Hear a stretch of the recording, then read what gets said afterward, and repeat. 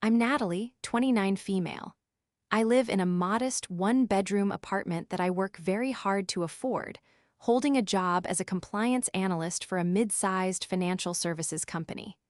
For most of my life, I've been the responsible one, the one who saved her money, built her credit, and always colored inside the lines.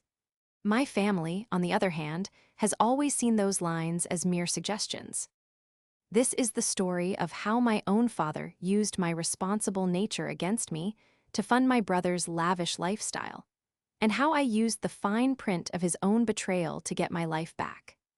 Before this story unfolds, I'd love to connect with you. Please let me know in the comments where you're watching from and what time it is in your corner of the world. It's amazing to see how far these stories can travel. It all started on a Tuesday evening. The phone rang, and the caller ID flashed Dad. A familiar mix of affection and anxiety fluttered in my chest. My dad, Richard, was a salesman his whole life, semi-retired now but never fully off. He could sell ice in a blizzard, and his favorite customers were his own children. He had a way of framing every request as an opportunity for you to prove your love and loyalty. "Natalie, my sweet girl, how's my favorite daughter?" he began, his voice oozing the practiced charm that always set my teeth on edge. I was his only daughter, a fact he conveniently forgot when he needed to lay the sentiment on thick.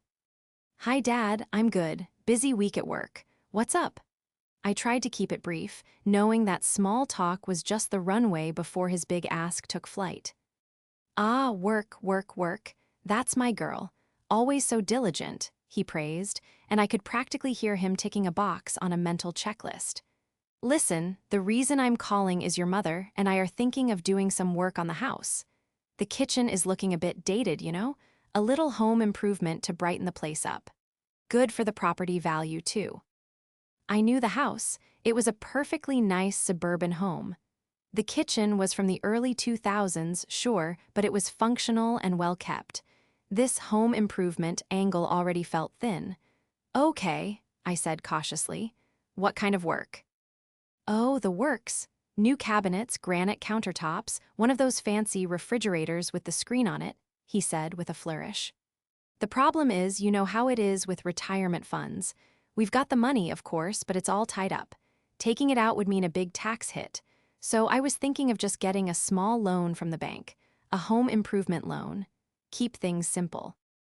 There it was, the setup. I stayed silent, waiting for the other shoe to drop. "Now, here's the thing," he continued, his voice lowering into a more serious, confidential tone. "The bank, they're a bit stuffy. My credit is fine, but because I'm not pulling in a regular salary anymore, they get nervous. They want a cosigner. Just a formality, you understand." A cold dread seeped into my stomach. "Dad, I don't know. Co-signing a loan is a huge responsibility." "Natalie, it's a formality," he repeated, a hint of irritation cracking his smooth facade. "It's just to get the paperwork pushed through. I'm going to make every single payment on time just like I always have. This is for your mother, honey. She deserves a nice kitchen, doesn't she? After all she's done for us." The guilt trip. Classic Richard. He was leveraging my love for my mom, who I knew probably had little to do with this. She was a quiet woman who was content with what she had and rarely asked for anything. This was a dad project through and through. "How much is the loan for?" I asked, my voice barely a whisper.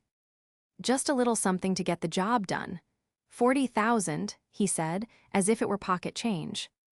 I choked. $40,000? Dad, that's not a small loan. That's a huge amount of money. What if something happens? If you miss a payment, it comes back on me. It could ruin my credit score. It could affect my ability to buy my own place someday." "Don't be so dramatic, Natalie," he chided, his tone turning sharp. "You're my daughter. Family is supposed to help family.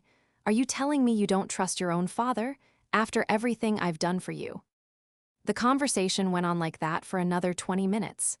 He cycled through every tactic in his playbook: guilt, flattery, feigned indignation, and finally, the appeal to my brother, Evan. "You know, Evan would do it in a heartbeat if he could," he said with a sigh. "But his credit is, Well, you know, Evan, he's still finding his feet. You're the successful one, Nat. You're the one we can count on. Evan, my younger brother, was the golden child. While I was studying for exams and working part-time jobs, Evan was the high school football star, the life of the party.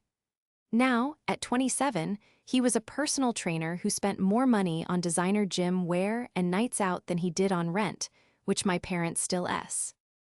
Upsidized, he was always finding his feet, a journey that seemed to have no destination. The idea that he would co-sign a loan was laughable. He probably couldn't get approved for a library card. I was exhausted. The emotional weight of his request was crushing me. Saying no to my dad was like trying to stop a freight train with a feather. It would lead to weeks of passive-aggressive comments, disappointed sighs, and a family narrative painting me as the selfish, ungrateful daughter. Against every instinct screaming inside me, I felt my resolve beginning to crumble. "It's just a signature, honey," he said softly, sensing victory. "It will mean the world to your mother and me. We'll have you and Evan over for a big dinner in the new kitchen to celebrate as soon as it's done." My brain was foggy with emotional manipulation. I thought about the risk, the massive, glaring red flag this was, but I also thought about the family piece. I thought about maybe, just this once, being the hero in his eyes, not just the boring, responsible one. I made a foolish calculation. The pain of saying no right now seemed greater than the potential pain of some far-off, hypothetical missed payment. "Okay, Dad," I finally relented, the words tasting like ash. "Okay, I'll do it." "That's my girl," he exclaimed, his voice instantly bright and cheerful again. "I knew I could count on you. I'll email you the papers from the bank. You just have to e-sign them. It'll take 5 minutes. You're the best, Natalie, truly." He hung up, leaving me in a stunned silence, the hum of my refrigerator the only sound in the room. I had just agreed to chain my financial future to my father's vague promise. A deep, unsettling feeling told me I had just made the biggest mistake of my life. The day after I e-signed the loan documents, a process that was as quick and unnervingly simple as my dad had promised, a strange quiet descended. I expected a follow-up call, maybe a thank you from my mom, or even some pictures of kitchen demolition starting. I got nothing. A week went by. Then 2. My texts to my dad asking for an update on the project were met with breezy, evasive replies. Waiting on the contractor? Or picking out tile colors, so much to choose from. Meanwhile, my brother Evan's social media presence, which was already prolific, went into overdrive. Suddenly, his feed was filled with pictures that made my stomach clench. It wasn't just his usual gym selfies. There were pictures of him and his friends on the water, grinning from the deck of a sleek white boat. The captions were all about living the dream and summer vibes. The boat looked new. Expensive. At first, I told myself it was a coincidence. Maybe a friend of his had bought it. Evan had always been good at latching onto people with more money than sense. But the posts were relentless. There he was, posing at the helm, a captain's hat perched ironically on his head. There was a video of him popping a bottle of champagne, the spray catching the sunlight as it arced over the gleaming fiberglass hull. The boat even had a name painted on the back in garish blue letters, the Golden Boy. It was so on the nose, it was almost a confession. I called my best friend, Jessica. She was a paralegal, and her mind was a steel trap for details and discrepancies. She had been my rock since college, the one person I could be completely honest with. "Jess, I think I messed up," I said, pacing my small living room. I explained the loan, my dad's story about the kitchen, and Evan's sudden transformation into a sea captain. There was a long pause on the other end of the line. "Nat," she said finally, her voice carefully neutral, "how much was the loan for again?" $40,000, I mumbled. "And how much does a boat like the one you're describing cost?" I didn't want to know the answer, so I had already looked it up. I found a similar model online from a local marina. Used, a few years old, anywhere from $35,000 to $45,000. The silence on the line was heavy. Jessica didn't need to say anything. We both knew what it meant. The numbers lined up too perfectly. The timing was too precise. There was no kitchen renovation. There never was. My dad had played me. He had used my signature, my good credit, my trust, to buy his precious golden boy a floating party palace. The anger came on slowly, a cold tide rising within me. It was overshadowed by a profound sense of hurt and humiliation. How could he do that? How could he lie so brazenly to my face? He hadn't just deceived me, he had made me an unwilling participant in his scheme. My name was on that loan. My financial stability was the collateral for my brother's summer fun. I decided to drive to my parents' house that weekend. I didn't call first. I needed to see for myself. As I pulled into the driveway, my heart pounded. Everything looked exactly the same. The lawn was neatly trimmed, the windows were clean, and there was no sign of any construction. No dumpster, no work vans, no stacked boxes of materials. I walked around to the back and peered into the kitchen window. It was the same oak cabinets, the same laminate countertops, the same beige refrigerator. Nothing had changed. Not a single tile had been touched. My mom was the one who opened the door, a look of surprise on her face. "Natalie, what a surprise. Why didn't you tell us you were coming?" "Just in the neighborhood," I lied. "Where's Dad?" "Oh, he took the car to run some errands," she said, bustling me inside. "Can I get you some iced tea?" I looked around the pristine, unchanged kitchen. "So," I began, trying to keep my voice steady, "how's the renovation planning coming along?" My mom looked at me, her brow furrowed in genuine confusion. "Renovation? What renovation, dear?" The blood drained from my face. "The kitchen renovation. Dad said you guys were redoing the kitchen." She let out a little laugh. "Oh, your father and his big ideas?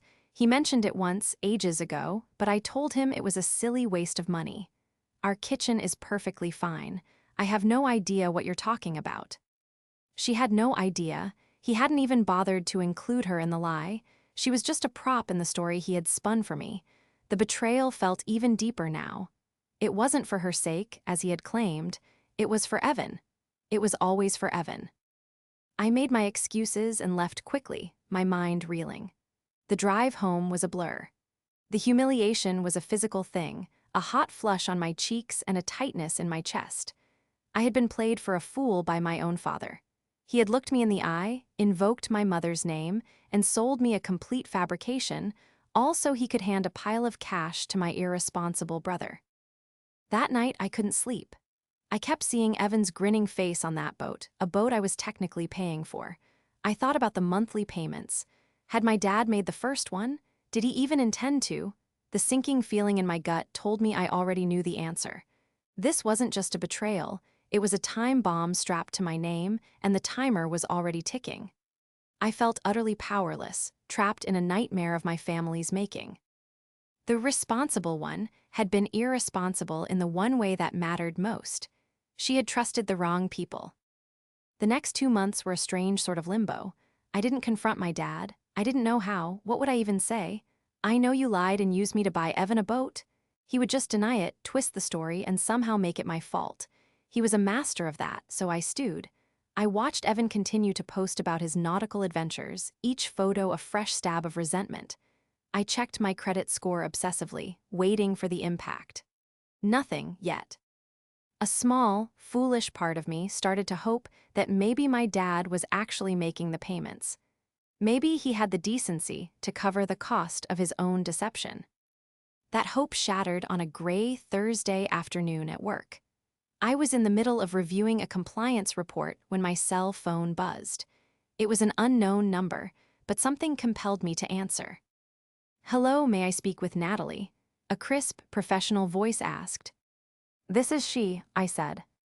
"This is Mark from Sterling Mutual Bank, calling in regards to loan number 74 B3981. We're calling as you are listed as the primary cosigner on this account." My blood ran cold.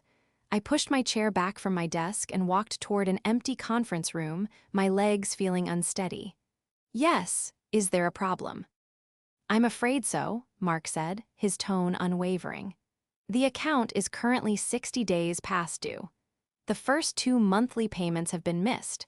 We have sent multiple notices to the primary borrower, Richard, but have received no response.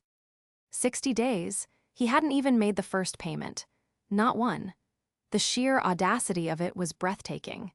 He had pressured me, guilt-tripped me, and sworn on his love for my mother that it was just a formality, and he hadn't paid a single cent. I wasn't aware, I stammered, my professional demeanor completely gone. I was just a panicked 29-year-old on the phone with a bank, about to be held responsible for a $40,000 debt that bought my brother a toy. As the cosigner, you are equally responsible for the debt, Ms. Natalie, Mark continued, his voice devoid of any sympathy. It was just business. The total amount overdue is now $1,582.34, including late fees. We need to arrange for payment immediately to prevent the loan from going into default. Default. The word echoed in my head. A loan default would be a nuclear bomb on my credit report. It would follow me for years, affecting my ability to get a car loan, a mortgage, maybe even certain jobs. My role as a compliance analyst required a background check. A major financial default could be a huge red flag. My father hadn't just put my future home at risk, he had put my entire career in jeopardy. I understand, I said, trying to keep my voice from shaking. I will have to make a payment. My mind raced, trying to do the math. Where was I going to get over $1,500 on such short notice? It would wipe out almost all of my emergency savings. We can take a payment over the phone now, Mark offered. Give me 24 hours, I pleaded. I need to transfer some funds. I will call back tomorrow and settle the past due amount. Very well, we will note that in the account. Please be aware that if payment is not received, we will have to proceed with further collection actions. I hung up the phone and leaned against the cool glass wall of the conference room, my heart hammering against my ribs. The panic was quickly being replaced by a white-hot rage. This wasn't just a lie anymore. This was theft. He had stolen my good name and my financial security. I immediately called my dad. He picked up on the third ring, his voice cheerful. Natalie, to what do I owe the pleasure? I didn't waste time with pleasantries. The bank called, I said, my voice low and dangerous. The silence on his end was immediate and telling. Oh, he finally said, a note of caution in his voice. They said the loan is 60 days past due, Dad. 60? You haven't made a single payment. They were about to send it to collections. He sighed, a long, theatrical sound of weary frustration. Those banks, they're so aggressive. I was going to get to it, Nat. Things have just been a little tight. Tight? You had $40,000 in cash less than 3 months ago? I nearly shouted, not caring if anyone in the office overheard. Where did it go, Dad? Because it sure as hell didn't go into the kitchen. I saw the kitchen. Mom said she has no idea what I'm talking about when I asked about the renovation. He stumbled over his words. Well, your mother, she forgets things. We decided to hold off on the construction for a bit, put the money aside for a rainy day. A rainy day? Or did you put it toward a sunny day on the water for your son? The accusation hung in the air between us. His tone shifted instantly from defensive to indignant. I don't like your tone, young lady. What I do with my money is my business. You agreed to help me out to co-sign the loan. That was the deal. The deal was you would make the payments. I shot back, my voice cracking with emotion. The deal was based on a lie. You used me. You are being incredibly disrespectful, he said coldly. Your brother needed a little help. He's trying to build a business, to build a life for himself. Sometimes that takes a little capital. It's an investment in his future. An investment?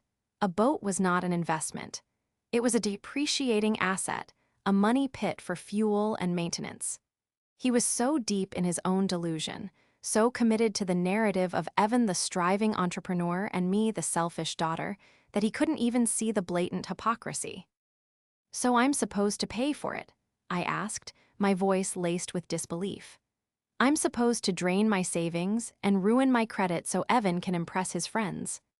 Family helps family, Natalie, he said, falling back on his favorite mantra. I'll get you the money back, eventually. For now, you need to handle the bank. Don't let this get messy. He hung up just like that. He dropped a financial grenade in my lap and walked away, telling me to be careful with the pin. I stood there in the empty conference room, phone in hand, shaking with a fury so pure and intense it almost clarified things. The hurt was still there, but the rage was now a shield. He thought he could just walk away. He thought I would just quietly clean up his mess and pay for his lies. No, not this time. The responsible one was done being responsible for everyone else's bad decisions. The game had changed. He just didn't know it yet. I paid the bank. It was one of the most painful things I've ever had to do, watching $1,582.34 disappear from my savings account. That money was my safety net, earmarked for a down payment on a condo or for a real emergency, not to cover for my father's fraud and my brother's narcissism. As I made the payment, a cold resolve settled over me. This was the last cent of my money they would ever touch. I wasn't just going to get out of this situation. I was going to make them understand the consequences of what they had done. My first call was to Jessica. I met her at a quiet coffee shop after work, my hands still trembling slightly. I laid out the whole sordid story: the call from the bank, the missed payments, my father's non-apology, and his stunning admission that the money was an investment for Evan. Jessica listened patiently, her expression growing more serious with every word. As a paralegal, she was trained to see the structure behind the chaos, the legal levers hidden within the emotional mess. He admitted the loan wasn't for the stated purpose, she asked, her focus sharp. Not in so many words, but yes, I confirmed. He said it was to give Evan capital. He didn't even try to maintain the kitchen lie once I called him on it. Okay, that's something, she said, tapping her pen on her notebook. But proving that to a bank is hard. It becomes a he said, she said family dispute. The bank doesn't care about your family drama, Nat. They care about the signed contract, and your signature is on it. My shoulders slumped. So I'm trapped. I either pay the remaining $38,000 plus for a boat I'll never use, or I let it go into default and ruin my life. Not necessarily, she said, leaning forward. There's always something in the paperwork, always. You said your dad emailed you the documents to e-sign. I nodded. Yes, it was a link to the bank's secure portal. Did you save a copy of the final, executed loan agreement? I thought back. In my haste and emotional turmoil, I had just clicked through the signature boxes. But my work as a compliance analyst had drilled one habit deep into my brain: always save the documents. I had downloaded the final PDF as a matter of professional reflex. I think so, I said, a flicker of hope igniting. I have it on my laptop at home. Good, Jessica said, a small smile touching her lips. Go home, find that document, and read every single word, every line of the fine print. Loan agreements, especially secured ones, have very specific clauses.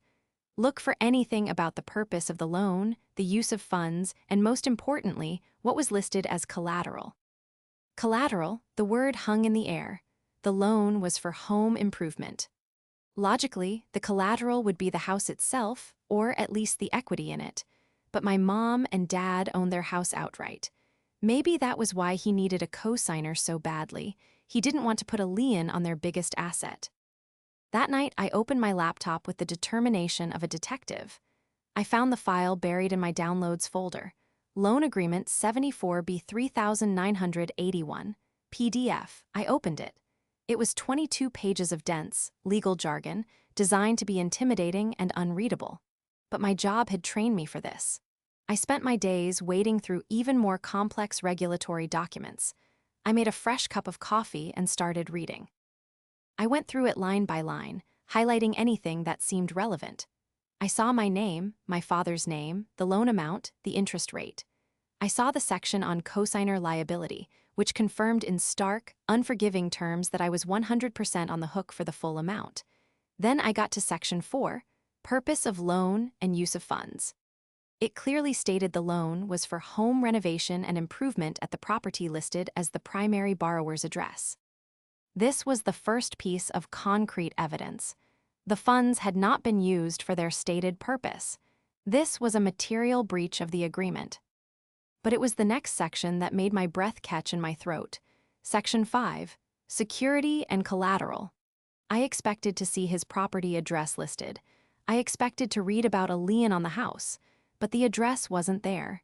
Instead, there was a description of the asset being pledged to secure the loan. My eyes scanned the words, and the world seemed to slow down. It read, 1-1-2018 Bayliner VR5 motor vessel. Hull identification number, US BLBXXXXX 7H818. Vessel name, The Golden Boy. I stared at the screen, reading the lines over and over again. I felt a wave of nausea, followed by a surge of pure, unadulterated adrenaline. He had done it.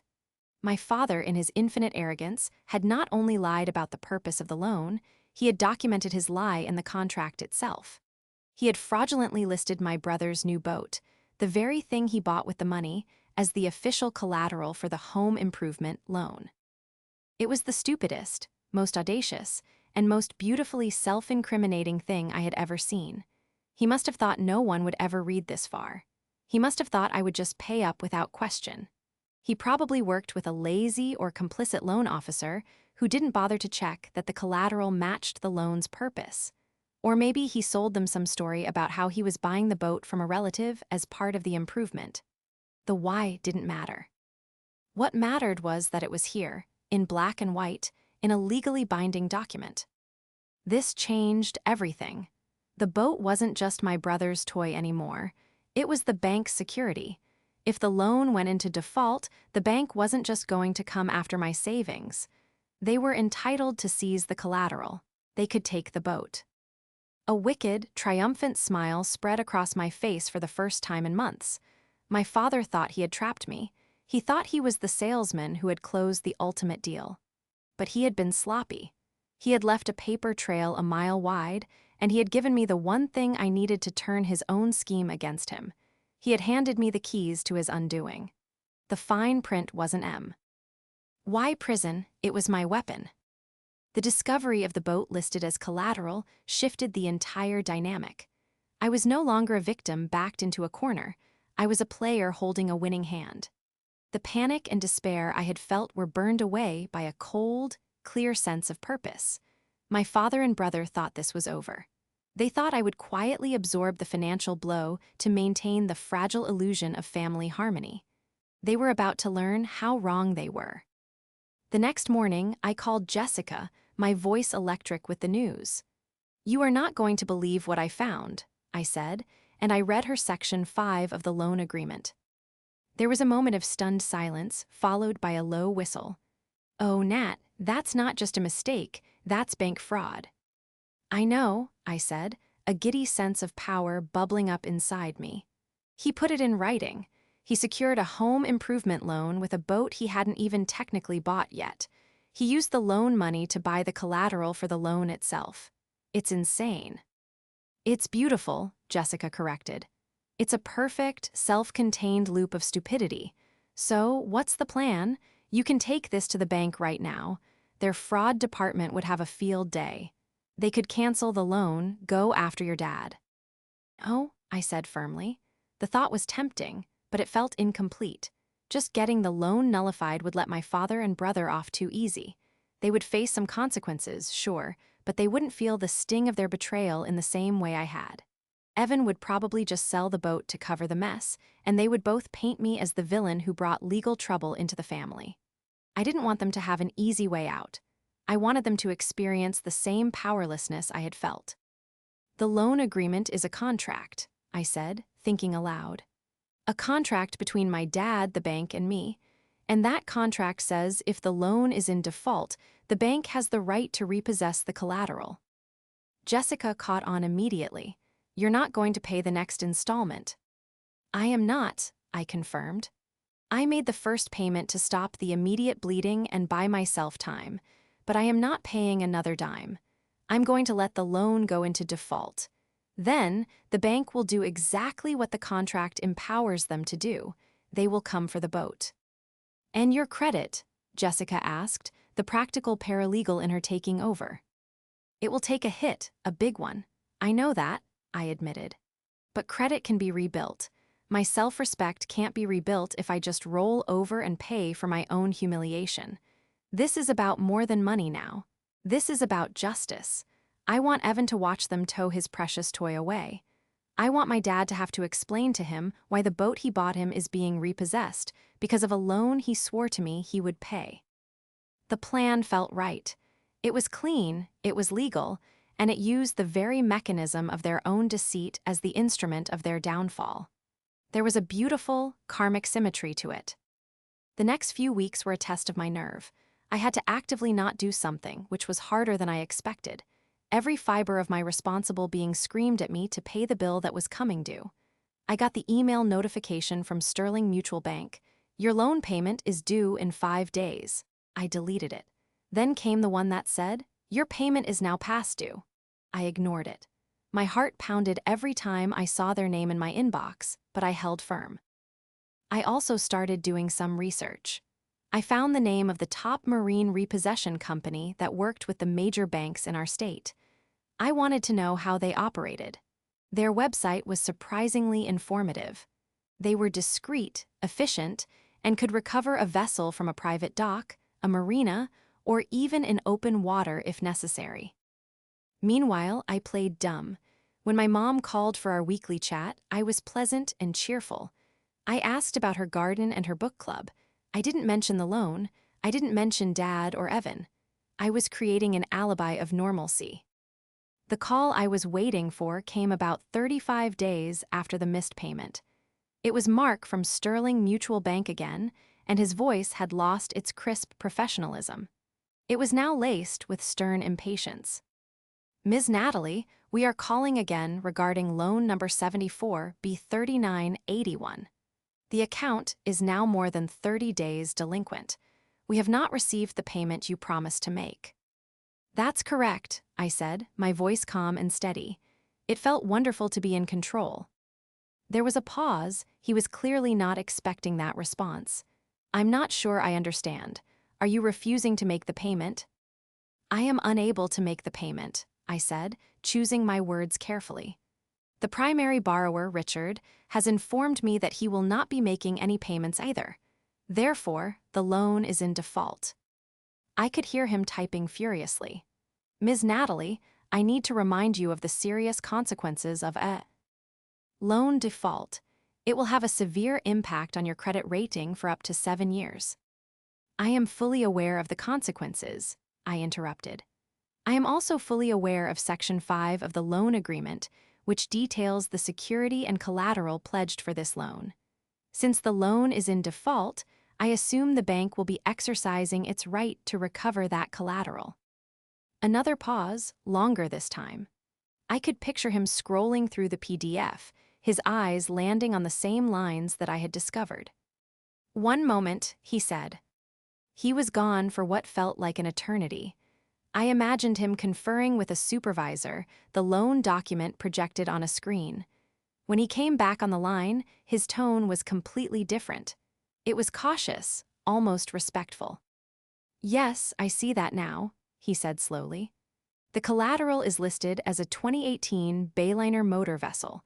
We have the hull identification number on file. Can you confirm the current location of this asset?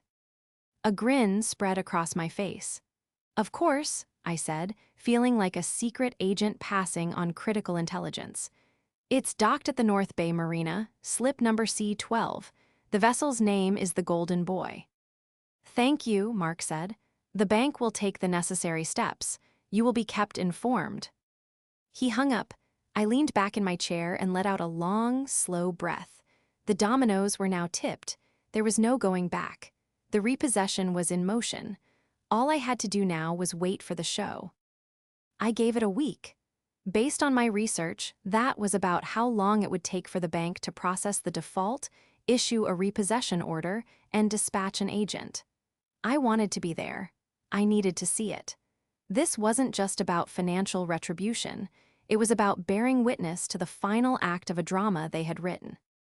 The following Saturday was a perfect summer day, sunny, warm, with a light breeze. It was exactly the kind of day Evan would want to take his boat out. I drove down to the North Bay Marina, a place I had only ever seen in my brother's obnoxious social media posts. I parked in the public lot, put on a pair of sunglasses and a baseball cap, and found a bench with a clear, discreet view of slip C12. And there it was, the Golden Boy. It gleamed in the morning sun, looking every bit as expensive and arrogant as its owner. I sat and waited, my heart a steady drum of anticipation. Around 10:30 a.m. they arrived. It wasn't a big, dramatic scene with flashing lights. It was quiet, professional, and far more effective. A nondescript tow truck with a specialized boat trailer backed slowly down the ramp near the slips. Two men in simple work jumpsuits got out. One headed to the marina office, presumably to show the paperwork, while the other walked calmly down the dock toward slip C12. He carried a small toolkit and moved with an unhurried confidence that spoke of years of experience. He spent a few minutes inspecting the boat's moorings, then used a tool to unlock the cabin. It was all so methodical, so routine. This was just another job for them. For me, it was vindication. Just as the first man returned from the office with a nod, my phone buzzed. It was Evan. I ignored it. A moment later, it buzzed again. My dad. I ignored that one too. Let them wonder. Let them panic. The two men began the process of unmooring the boat. They were efficient and silent. As they worked, a car screeched into the parking lot. Evan burst out of his convertible, his face a mask of confusion and fury.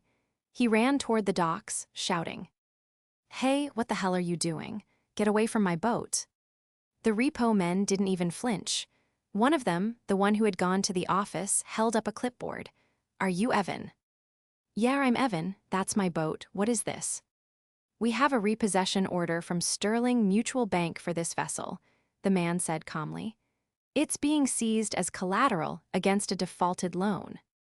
Evan stared at him, his mouth agape. "A defaulted loan? What are you talking about? This boat is paid for. It's mine." My phone buzzed again. "Evan, I let it go to voicemail." "The loan is under the name of Richard," the repo man continued, reading from the sheet. "Co-signed by a Natalie. The loan is in default. We are legally authorized to take possession of the asset. You can take it up with the bank." The color drained from Evan's face as the pieces clicked into place. He finally understood. His eyes darted around the marina, wild and desperate, and for a second they locked with mine. I didn't smile. I didn't wave. I just held his gaze from behind my sunglasses, a silent observer to his self-inflicted wound. He looked away, pulling out his phone and frantically dialing. I knew he was calling our dad. A few minutes later, a second car pulled haphazardly into a parking space. My dad got out, his face pale and his usual confident swagger completely gone. He rushed over to Evan, who was gesturing wildly at the boat, which was now being carefully guided toward the trailer. "What is happening?" Richard demanded of the repo men. "I already explained it to him," the man said, clearly unimpressed. "The boat is being repossessed. You defaulted on your loan." "There has to be a mistake," my dad blustered, trying to summon his old salesman charm. "I can call the bank right now. We can clear this up." "You can call whoever you like, sir," the man said, turning his back on them. "But this boat is leaving with us." I watched as my father and brother stood there, helpless and exposed on the dock. The engine of their entitlement had finally run out of gas. Evan looked like he was about to cry, his tough personal trainer facade crumbling to reveal the spoiled child beneath. My dad's face was a mixture of rage and sheer panic. This was a public humiliation, a visible sign of his failure and deceit. The boat was secured to the trailer. The truck's engine rumbled to life. And just like that, the Golden Boy was driven slowly up the ramp and out of the marina, leaving my father and brother standing in its wake. I stood up from the bench and started walking toward them. My cover was no longer necessary. As I approached, my dad saw me. The look on his face was something I will never forget. It was pure, unfiltered fury. "You," he spat, his voice trembling, "you did this." I did nothing, I said, my voice as calm and steady as the repo man's. I just stopped paying for your lies. The bank did the rest. This is what happens when you don't pay your bills, Dad. This is what a default looks like. Evan turned on me, his eyes red with rage. You couldn't just let it go, could you? You had to ruin everything. I can't believe you. You can't believe me, I asked, a humorless laugh escaping my lips. You and Dad lied to me, committed fraud using my name, and expected me to pay $40,000 for your toy. And I'm the one who ruined everything? No, you too did this the moment you decided to treat me like a bank instead of a daughter. I looked from my brother's tear-streaked face to my father's trembling rage. There was no remorse in their eyes. There was only anger that their perfect plan had been foiled. They weren't sorry for what they did. They were just sorry they got caught. I didn't need to say another word. I had seen what I came to see. I turned my back on them, on the empty slip, on the whole ugly mess, and walked away. My phone started buzzing again, but this time I didn't just ignore it. I blocked both their numbers. The judgment was over. It was time for the fallout. Walking away from the marina felt like taking the first clean breath of air after being trapped underground. The weight that had been pressing on my shoulders for months was gone. Yes, my credit score was in shambles, but for the first time, it felt like a worthy price to pay for my freedom. I had severed a toxic connection and stood up for myself in a way I never thought possible. The fallout was immediate and predictable. My father and brother, unable to reach me directly, launched a campaign against me through the rest of the family. They painted a story of a bitter, jealous daughter who couldn't stand to see her brother happy. They claimed I had maliciously engineered the whole situation to hurt them, conveniently leaving out the part about the fraudulent loan and their refusal to pay it. Some relatives bought their story. A few aunts and uncles called me, their voices dripping with disappointment, to lecture me about the importance of family and forgiveness. I didn't argue. I simply said, there are two sides to every story and you've only heard one. I'm not going to discuss my finances with you. I was polite, detached, and utterly firm. My mother was the most difficult. She was caught in the middle, torn between her loyalty to her husband and son and her love for me. She called, crying, begging me to fix this. Natalie, your father is a mess. Your brother is devastated. Can't you just call the bank? Maybe you can get the boat back, she pleaded. Mom, the boat is gone, I said gently but without yielding. It was seized because Dad took out a $40,000 loan in my name and didn't pay it. The money is still owed. Getting the boat back would mean paying off the entire loan. I am not doing that. But he's your father. And he lied to me, Mom. He used me, I said. This isn't about the boat anymore. It's about what's right. I'm sorry you're in this position, but I will not set myself on fire to keep them warm. That conversation created a rift between my mother and me that took a long time to heal, but it was necessary. I had to draw a line. The best part of the aftermath was the peace.